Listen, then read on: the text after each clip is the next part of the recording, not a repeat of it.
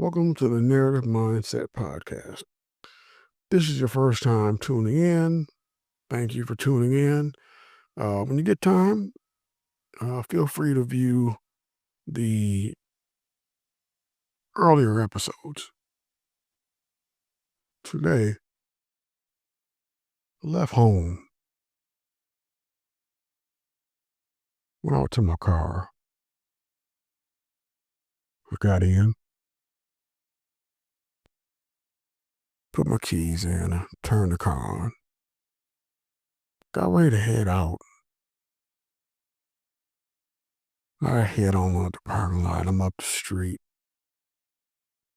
and I start picking people up. Picked up a few passengers. I had one passenger who was really quiet, didn't say much,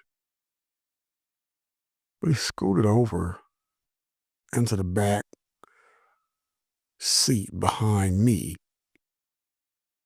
I didn't mind it. Kept driving. Started moving around back there. Still didn't pay too much attention to it. He rolled down his window. I glanced in the rearview mirror. He wasn't smoking. So I kept driving. Heard him moving around in the back of me. Sounded like he was going through his pockets and things of that nature. I still didn't mind it. I kept driving. We were halfway to his destination. Keeps moving. I hear some keys. I thought to myself, not a big deal. I keep driving. I turn. I go down the street with no street lights. I hear him pull something else out of his pocket. I didn't pay any attention to it. I kept driving. I look in my rearview mirror. He's looking directly at me.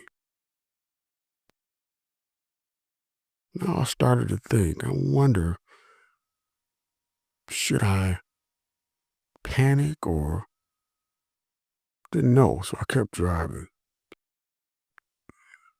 Get about halfway down the street. There are absolutely no street lights. He's still looking at me in the rearview mirror. I didn't pay any attention to it. He keeps moving around in the back. So I said, hey, is everything okay? Nothing. I said again. I said, hey, is everything okay? Nothing. We're 2 blocks from his destination. I glance in my rearview mirror again.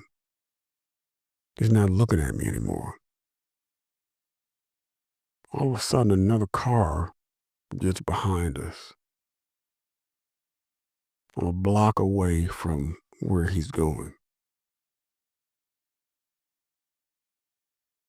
Police lights come on.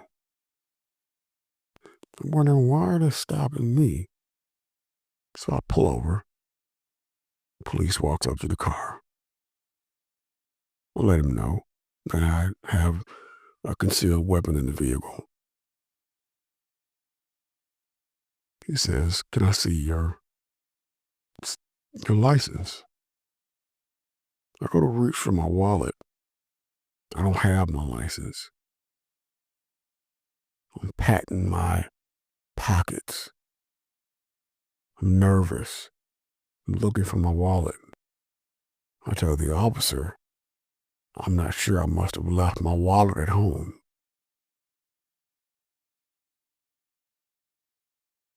He says, well, sit tight.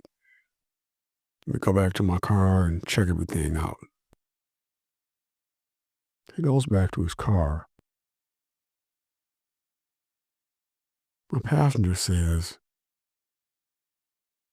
I have a concealed weapon also. I said, well, you might want to inform the officer that you have a concealed weapon. And he says, I can. And I says, okay, why not? He says, because I have warrants. I said, well, you're going to jail anyway, so why not make it easy on yourself? He said, I don't want to go back to jail. I said, well, that's not really a big choice right now. So about then, the officer comes back up and he says, hey, he said, does your passenger have a firearm? And I said, officer, I'm a rideshare driver. I have no idea if my passenger has a weapon or not. So he asked the passenger, good sir, knocks on his window. Can you roll down the window? The passenger rolls down the window. He said, you have ID? Do you have any weapons in the vehicle? Man says, yes, I have a weapon. And the officer said, I need to see your hands. He shows him his hands. The officer says, I'm going to need you to step outside the vehicle. Man says, no. The officer said, I'm going to ask you again to step out of the vehicle. Man says, no. So the officer opens the door, tells the man, make your hands visible at all times. He grabs the man, he pulls him out of the car. He finds a weapon in the man's jacket. He goes and puts him in the police car. He comes back. He says, I talked to my supervisor. He said, I'm going to have to take you to jail because you don't have your CCW and you're carrying a weapon. I said, okay. He tells me, are there any other weapons in the car? I say, no. He says, I'm going to need you to get out of the vehicle. I said, okay, officer. Open my door. I get out of the vehicle. The officer puts me in cuffs. Puts me in the back seat right next to the passenger that I had picked up for rideshare, whose destination was a block away. He takes me down to the police station, and they book me. They put me in a cell, sitting in my cell.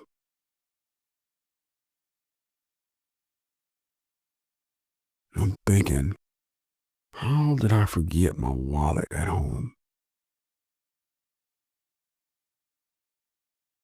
And the officer comes in and he says, I wanted to let you go, but my supervisor said, no. He said, I have to take you in. He said, I can't let you go. So this wasn't my decision. This was my supervisor's decision. Yes, he was trying to soften the blow on himself and blame everything on his supervisor. I spent the night in jail. They let me out the next day on my own reconnaissance. Went back to my car and drove home to get my CCW.